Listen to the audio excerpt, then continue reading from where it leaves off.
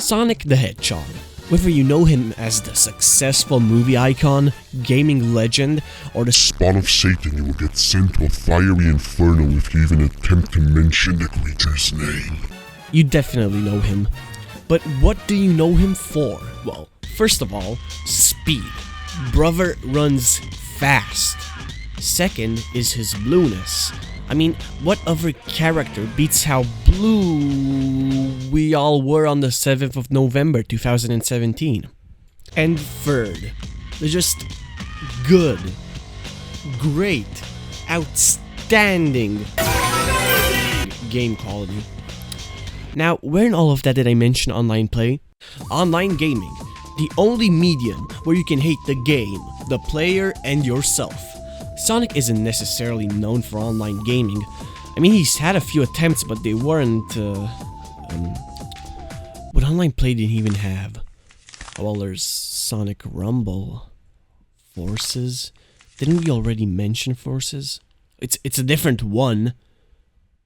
Sonic Adventure? Today we'll be boosting through Sonic's history with online gaming.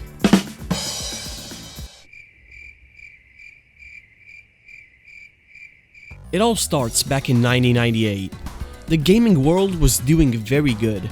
We were just coming off of games like Mario 64 and Crash Bandicoot. 3D gaming was finally looking like something actually possible instead of just a distant dream, yet Sonic was nowhere to be fucking seen.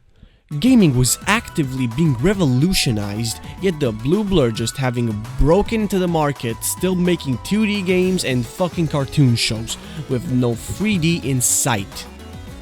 Well, that's an exaggeration, obviously. We had a 3D Blast. Wait, that's 2D. Wait, the fuck do we have? Oh, yeah, okay. Tekken. But in December of 1998, things would finally change. Sonic Adventure, the first game where you could be moving at the speed of sound, fishing, and avoiding harassment. Seriously, get away.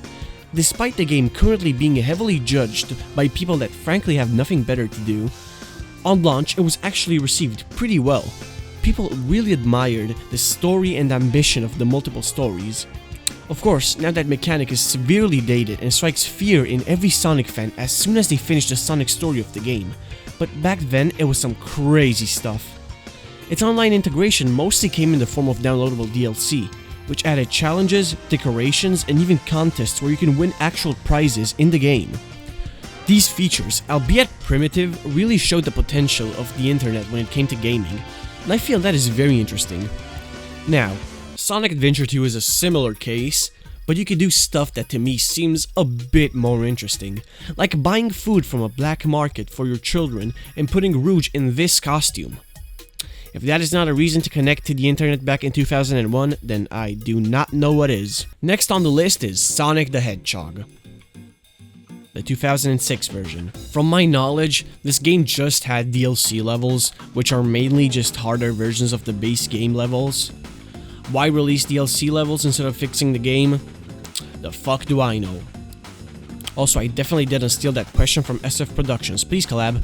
Sonic Unleashed is also relatively boring in this regard, because it also features DLC levels, which are mostly just harder versions of the base levels. I do a joke with this, but I'm kinda scraping the bottom of the barrel, but to be honest, it already is a joke. Not the game, I mean my channel. Sonic Colors is where we start getting a tad bit more modern, tackling modern issues like schizophrenia. Experience has also taught me that the best way to solve problems is to kick robot butt. And copyright laws. No copyright law in the universe is going to stop me! Its online mode is actually somewhat interesting, at least partially. On console you just have a boring ass leaderboard, but the DS got the long end of the stick and had a full fucking versus mode.